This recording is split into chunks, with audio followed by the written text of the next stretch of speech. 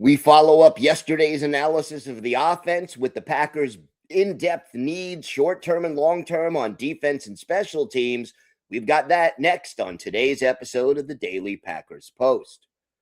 I'm Gil Martin. Welcome to today's episode of the Daily Packers Post, where we bring you in-depth videos on your Green Bay Packers. We have new episodes dropping every day, Monday through Friday. Hit the like button and subscribe so you never miss an episode. You can also visit our website at thepackerspost.com for in-depth articles on your Green Bay Packers. With the draft just 2.5, 3 weeks away, we start looking at the team's in-depth needs entering the draft on defense and special teams. Yesterday, we talked offense. You could check that video out on our channel. But defense, well, there are certainly some needs here. We start with the defensive line, and the short-term need is moderately high. And we combined edge rusher and defensive tackle here. The need is there for both. Micah Parsons is an elite edge rusher. We know he's not going to start the season on time. Rashawn Gary, Kingsley Enagbare, they've both been moved, no longer with the team. So who takes over in the number 2 and number 3 spots at edge? Lucas Van Ness, the favorite to become the starter opposite Parsons. But then who starts opposite Van Ness until Parsons is ready? You got Brenton Cox, Barron Sorrell, Colin Oliver, and Aaron Mosby all on the roster. And, they've shown flashes, but none of them have really started before or seen extensive playing time. And they've got to establish themselves as legitimate, even rotational players at this stage of their career. So you do have a need there. And then at defensive tackle, Devontae Wyatt back. He's entering his 5th year, playing on the 5th-year option. The Packers added Javon Hargrave to add more pass rush in the middle and depth. Well, you've got Carl Brooks and Warren Brinson. But then you don't have a nose tackle. Nazir Stackhouse, the undrafted free agent who had his rookie year in 2025. He's the only true nose tackle type on the roster. So there's a big need for another defensive tackle, nose tackle, run stuffing type. The long-term need is moderately high. Wyatt on his 5th-year option. So unless they sign him again, he's not back in 2027. Meanwhile, at defensive end, Van Ness, the Packers could, by May, pick up his 5th-year option or sign him to an extension. But until they do, we don't know whether he'll be back in Green Bay after this coming season. There is definitely a need at both defensive end and defensive tackle over the long term. The need for linebackers, short term, moderately low. Yes, Quay Walker has departed in free agency, but Zaire Franklin will replace him at least for this year. Edrin Cooper hopefully plays a bigger role this year now that Walker has departed, and hopefully new defensive coordinator Jonathan Gannon can get more big plays out of Cooper like he had in his rookie season. Isaiah McDuffie is back. He provides leadership and experience. And then hopefully Tyron Hopper can take a step forward in his 3rd NFL season.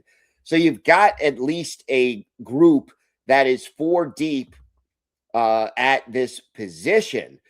The question is long-term. Well, the need is moderate. McDuffie is in the last year of his contract. Doubtful he gets another with the team, but we'll see. If it is, it'll be a short-term, 1-year reasonable rate kind of a deal. And, then Franklin is going to turn 30 in July. So even if he plays well, you got to start thinking about a long-term replacement, and that's why the need is moderate. Over at cornerback, the short-term need is high. Why? Well, the Packers don't have a legitimate number 1 cover corner. Returning, Keyshawn Nixon and Carrington Valentine. Nate Hobbs is gone, but Benjamin St. Juste will compete with Valentine for the starting job opposite Nixon. But even Nixon is not a legitimate number 1 cover corner. He's just too inconsistent. Valentine needs to work on his tackling. And, look, they need a number one cover corner. Javon Bullard, great play in the slot. Nixon can also move to the slot if needed, but depth at corner and a number one corner needed as we enter the draft. Long term, the need is moderately high. Valentine is in the last year of his contract. So is Nixon. Don't know if either of them will be back. And then, like we said, you need a number one corner. At safety, well, we'll get to safety, but corner is a premium position. So even if the need wasn't great, you get the feeling that the Packers would add at least a day 3 pick here. But long term, they need to upgrade the top of the position and the depth. So it's a pretty big need.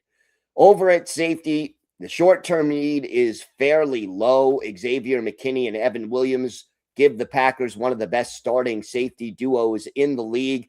Javon Bullard can always move to safety. That was his original position. You have Keaton Oladapo to provide depth if he can return healthy. So the short-term need is very low. The long-term need, moderately low. McKinney and Williams under contract for a while, so you don't have to worry about them just yet. For at least another year, you could always add a safety, but I don't think it's a high priority in this year's draft. And then the short-term need on special teams. Well, I think it's moderate. Brandon McManus didn't have the best season, dealt with some injuries in the middle of the year, missed some key kicks in the playoff loss to Chicago, but he's back. So is Lucas Havrasek, who replaced McManus when he was injured midseason. He set a record for the longest field goal in Packers history and then turned around and in his third game missed a couple of extra points. So there's that.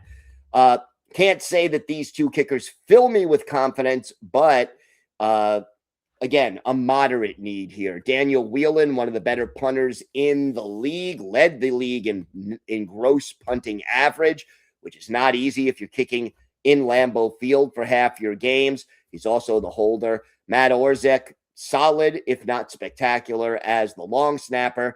And now the Packers have added Sky Moore to be their new return specialist. That was a major need. Wouldn't be surprised if they do add another player with the potential to be a return specialist. But I think Moore probably has that job. And look, the Packers always need to upgrade their coverage teams, their kick and punt blocking teams. Those units have suffered, and hopefully with the change in special teams coordinator, we see a little more improvement there. I am not going to list a long-term need for special teams. It always seems to be immediate. You're kind of, if your kicker is failing midseason, you just get rid of him and bring in another kicker. There isn't a lot of runway here for these guys. The bottom of the roster, where you get many of your special teams coverage and blocking guys, that's turning over all the time. So not going to say that there is a long-term need at special teams. What do you think of our selections? Let us know in the comments. Visit our website at thepackerspost.com for in-depth articles on the Packers. Here on YouTube, hit the like button and subscribe so you never miss one of our episodes. I'm Gil Martin. Thank you so much for watching. Have a great day, everybody. And of course, go Pack Go.